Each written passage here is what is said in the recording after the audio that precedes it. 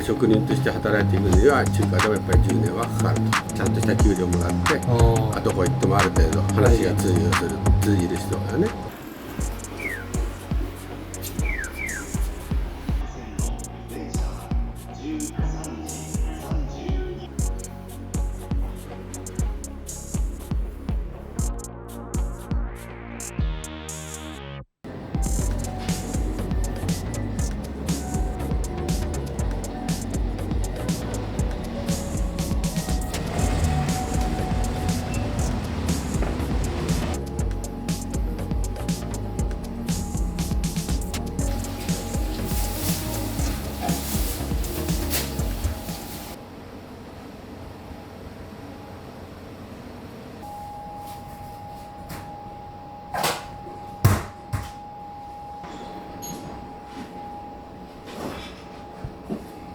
ファンの方がファンみたいな感じでその聖地巡礼みたいな、そうですね。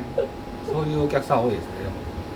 お客さんの層が変わったっていうのは、やっぱコロナからサラリーマンが減っちゃったので、そういうことですね。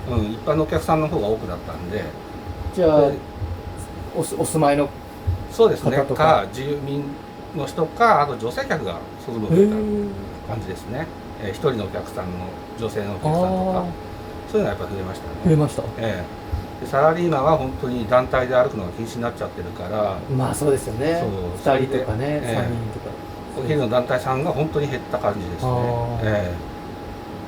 大体まあ1箱か2箱とか。そうですね。多いと2箱はあるんだけど、そういう感じで入って。これは結構品質もちょっと長い、そうです長ナスというか。長ナスです。これはまあ基本的に餃子用です。餃子用です。キャベツ2キロ、ひき肉2キロって感じかな。そうすると何人前ぐらいできるんですか。何人前ぐらいいいんだろう。数えたことないですけど。そうですね。100人前ぐらいかな。100人前ぐらい。そうですね。100人前ぐらいですね。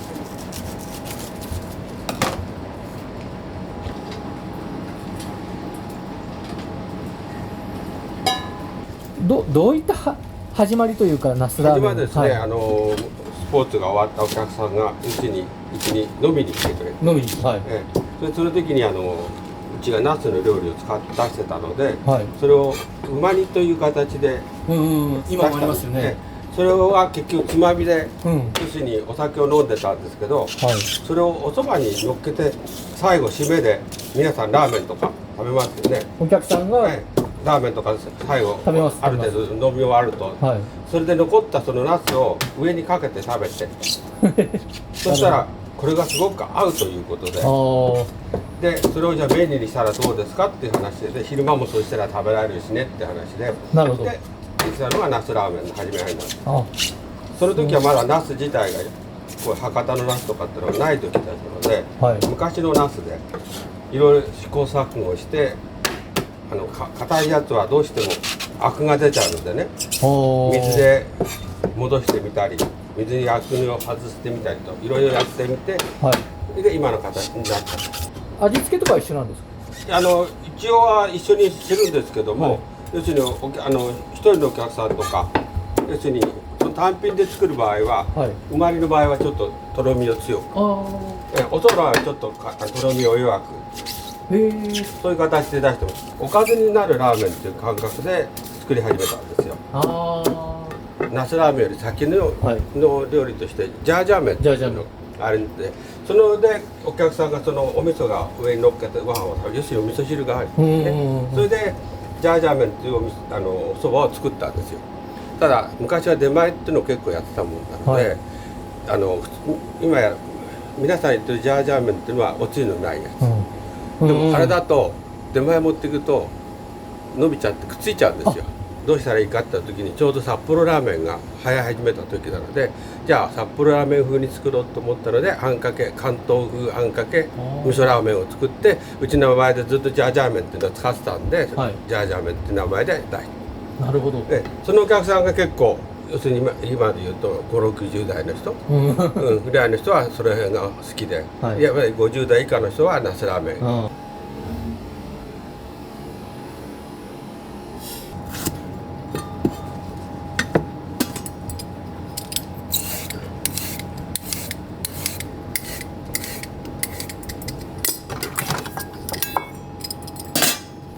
で少し皮を残すのはナスをという感覚を残すために、はいはい。一応虎刈りの形にいたします。うちの場合は。はい。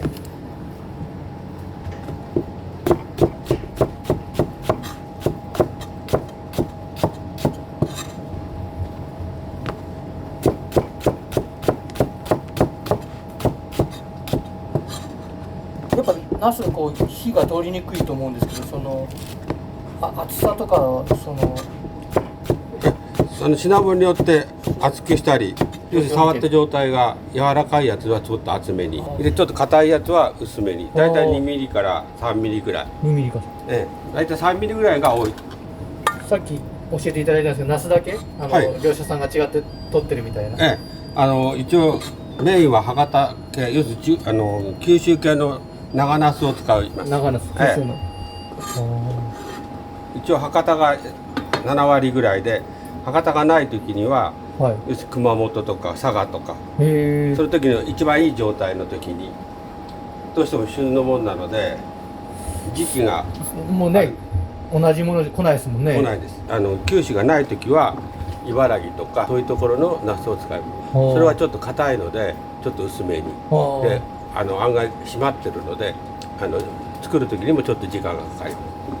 そういう形で作っております。すべてですね。すべての。ナスのあんかけの時にも使うし、スープの時にも使う感じですね。全部はこれです。豚骨なんかはもうずっと入れてるんだけど、うちなんかのスープは濁っちゃうとダメなんですよ。要するに白濁させないと。ある程度きれいにスープで出していかなきゃならない。だからアクが出た時にはもうアク取りを一生懸命していかなきゃならないですよね。ラーメン屋さんの場合は油を大切にするけど、うちあたりの場合はあんまり油を入れちゃうとやっぱり上からかけるものっていうのは案外下がさっぱりしてないと上とのバランスが合わない。これ毎日やってるんですか？もちろん全部うちは残さないシステムにしてるから。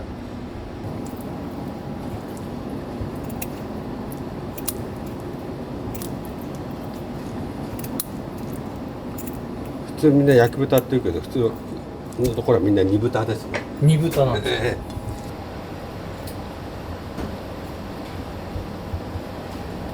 釜で焼いてる方が特殊ですよね。そうですね。それは設備が必要だから。釜なんか持ってないですもんね。釜をやるの大変だ。チャーシューって言い方は一緒なんですかね。そうですね。チャーシューって言い方は一緒ですね。不思議ですね。なかなか中国の言葉のあれがないんですよ。作るとなるとね、大変だったんですよ。めんどくさいですよね。知ってる人に頼んで探してもらって作ってもらってこういうタレがあるので、これはこれで要するに煮込んでいってである程度取って最後ああやって煮詰める。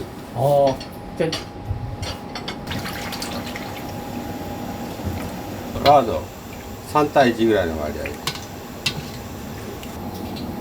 いやデカールで小分けして置いてある。これ全部の油です。要するにラード入れないとコクが出ないんですよ。なるほど。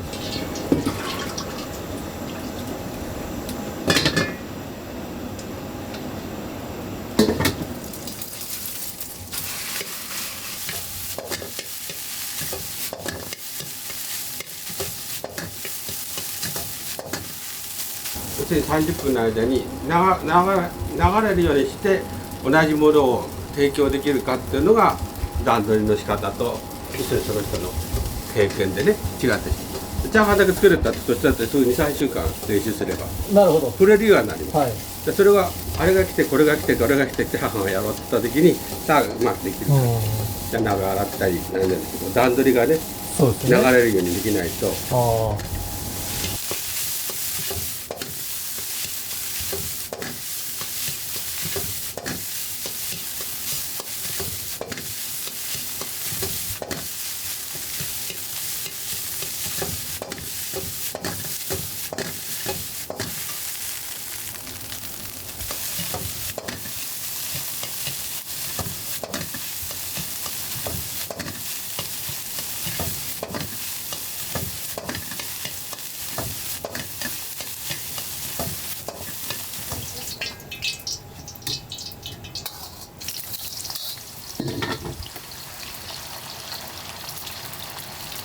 ナスが8割。ナス8割。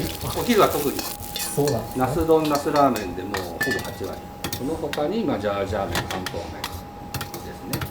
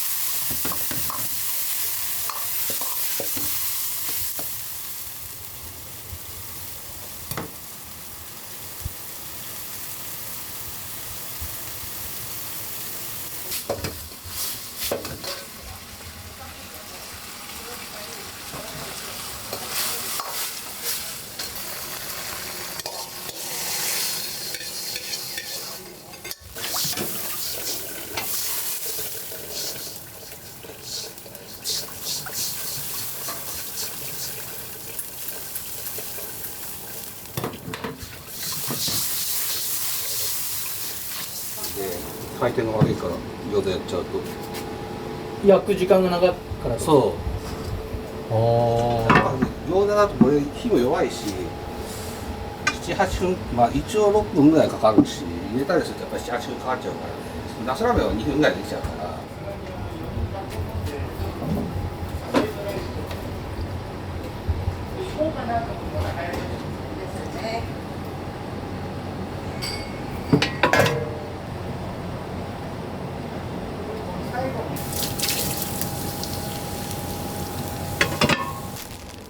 そうそうそういう麺は一緒ですもんねみんな麺はね基本的に一緒だ、はいそういうのですねこういう感じでもうここすぐ入ってはい麺に絡みやすいんでそれはこだわりで、うん絶対に入れた方があんかけには合いますよ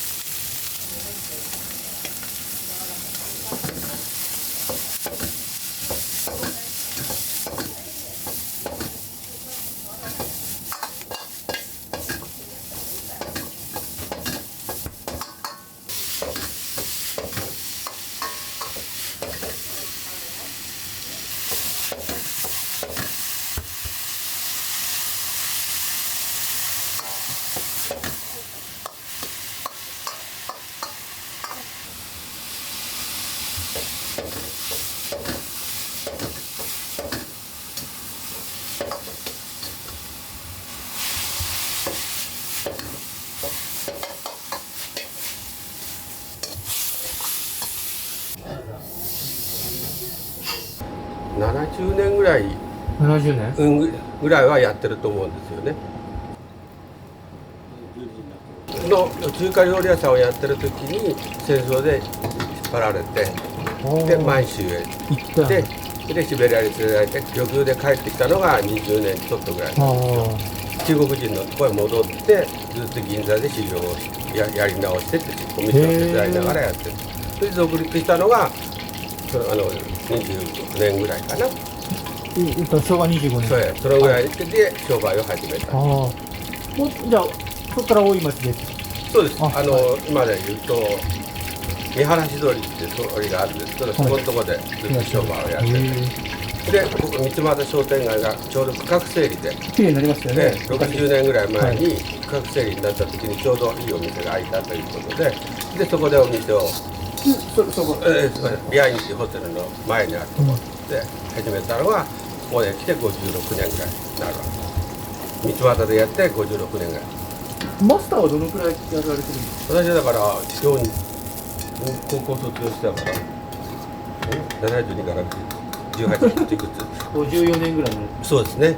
だからここから始めた時に私もちょうど卒業した時だったのでそのまま店を手伝うそういう形なんです。でそこでこう鍛えられてそうです昔のコックさんにね怒られながら厳しいですねでも結局仕事をさせるためにわざわざ大きいブロックで取って全部牛肉なんかも今は全部小さいブロックではいはい。じゃあマスターも精肉会社さんとかにこう行かせてそれで見せてもらってやらせてもらったりして勉強してて、ももとか要するに胸とかっていうのをそのまんま今度来てそれを全部掃除してでラード油を中に入れて手羽油とかそういうの入れてきれいにして精製して作る。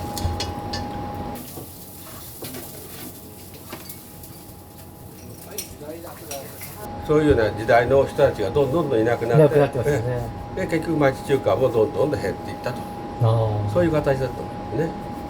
こちら今3代目？一応3代目ですけど長くできるかどうかっていうのはね。あ、そう。で一応息子がコックさんやった場合フロアがどうするんだって話ですね。うちあたりはこうフルにこう使える人っていうのはね前みたいな大きいお店の場合はコックさんがいて洗い場がいて要するに鍋がいてって形でできたけど今はもう一人で全部やらなきゃならないような状態になってくるからなかなかね商売的に難しくなると。お母さんもマスターとこう結婚されてから手伝ってる。はい、もう50年です。50年。今思えばっていうので。今思えば。まあいいことも悪いことも。息子さんが手伝ってくれてるから、そういうのはありがたいですかね。半分ね。半分なんですか。そうです。責任があるんじゃない。サラリーマンなら7年ぐらい前に60で要するに契約社員になって65過ぎると1年契約でしょ普通のサラリーマンそうですね。だからもう72になってればもうお払い箱ですよ。働けないですよね普通のサラリーマンはね。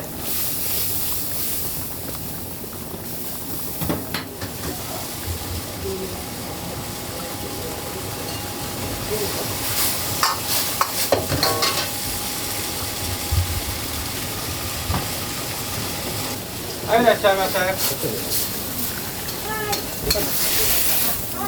息子さん3人でやってて、夜の営業とかも結構大変じゃないですか。そうですよ。結局1時半ラストオーダーに今で4時、食事制なく2時半ぐらいで一応店を1回閉めてそれで5時から店を開ける。その体力的にも結構きついですね。きついですよね。労働時間は長いですよね。実質的に休憩時間も結構あるんだけども、拘束される時間は13時間。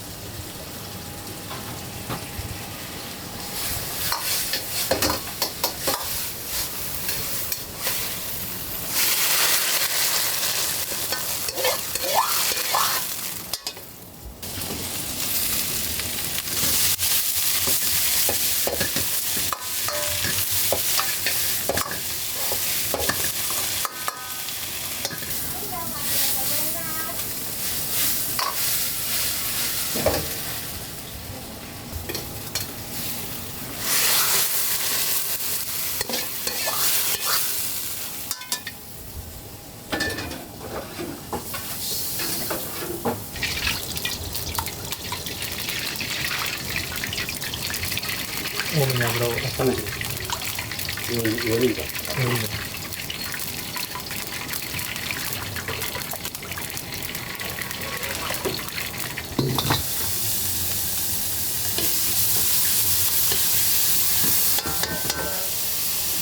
はい、いらっしゃいませ。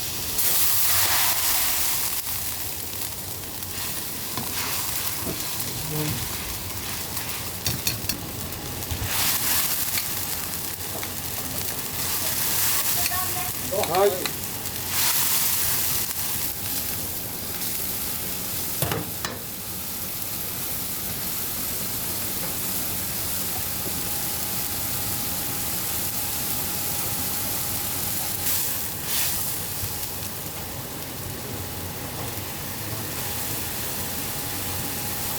これもうまそうですね。これがじゃじゃね。いやいや、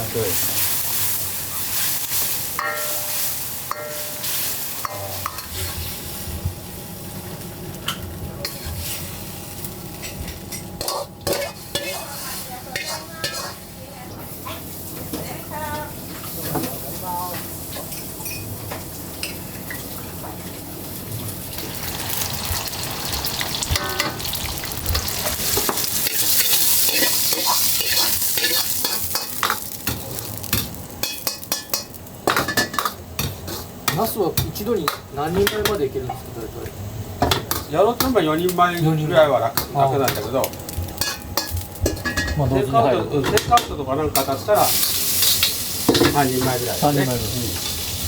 そうしても油が出ちゃうから。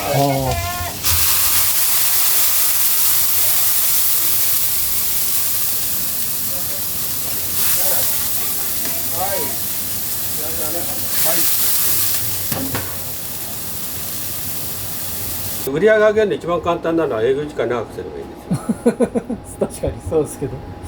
それが結局体力とはい体のバランスと全部崩してしまうっていう形。毎日こう同じ味を出すって結構大変だと思うんですよね。なんかだからそうですね。お客さんあんまそんなこと考えないと思うんですけど。うちあたりはだから考えないけど、結局チェーン店とかっていうのはみんなマニュアルがあって、はいはいはい、要するにこれを何倍これをでも全部ね作れてる、はい、うちあたりそういうことはちょっとやれないんで、やっぱり今までのずっとその時の感覚でやるしかない、やっぱりそれは経験がもの経験ですよね、腕というか、あとはお客さんに言った時に応用ができるか、うちちょっと辛めにしてくれとか、はいはいはい、言いますよね、そういうのがマニュアルでやってるところはなかなかできづらい。ごちそうさまでした。はい、どうもありがとうございます。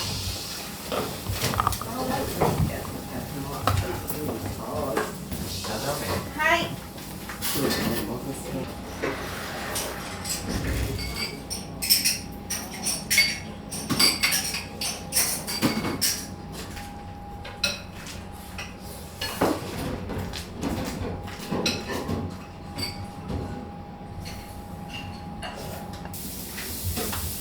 始まってるんだ。始まるんだね。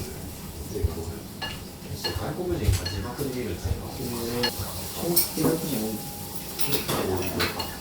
はい、ナスラーメンセットです。こんだけ長くやる秘訣っていうのはなんかあるんですか？飽きない。飽きないでやっていくしかないんです。だから大体辞める時にっていうのは誰かが病気になったり、はいはい。